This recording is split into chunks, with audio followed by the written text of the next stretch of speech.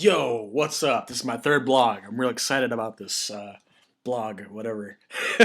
well, yeah, I've been going through some things, but I'm back at it. I'm back at it again. I never stop. Oh yeah. So here I'm going to talk about basically, basically how people in their daily lives have demonic influence.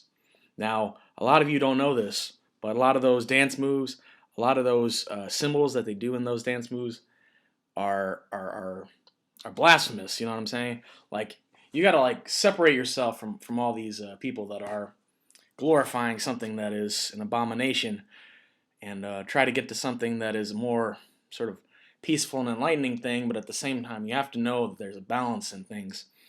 There's a balance where you have to take action and when you need to step back.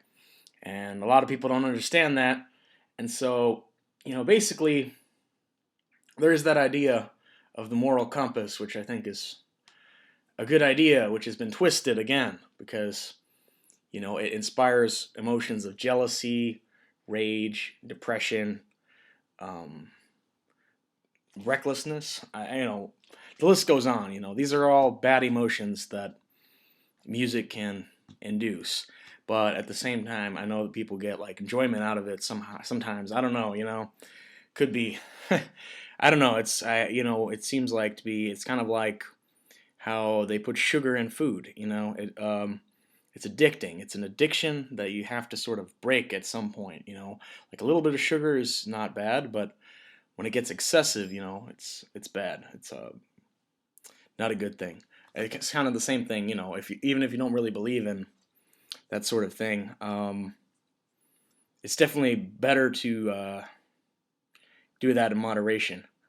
Definitely. But yeah, that doesn't mean people have to stop doing it. It just means, it has to become less. You should sort of try to, think logically and coherently about what you're doing. In any case, you should use good judgment, but a lot of people seem to lack that. And so then they use the Bible for what it's not intended to do, which is just to cover up their flaws, which they could work out themselves and then become like a real Christian. But, they don't do that. So that's the problem. It becomes an issue when they do that.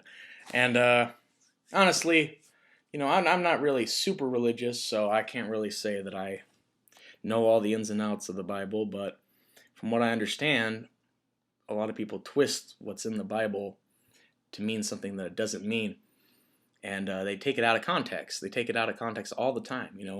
It says, that, for example, with homosexuality, it does not say that, these people are destined for hell or anything. It's kind of ridiculous, it's saying something like, it can become something that is, that can be done in a sinful way. I don't know, it's received in many ways. Society is changing, and we got to sort of, we got to know that,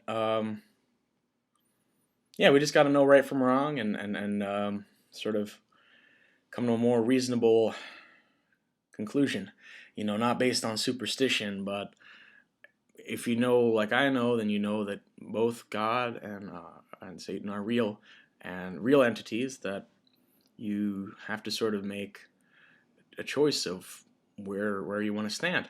And I think it's usually going to be somewhere more towards the middle than to the up or down. It's going to be somewhere in the middle, and then you're going to be sort of it'll be tough. But anyway, guys, check out my blogs more. I thought that was an interesting topic I'd bring up, and keep subscribing, guys. Peace.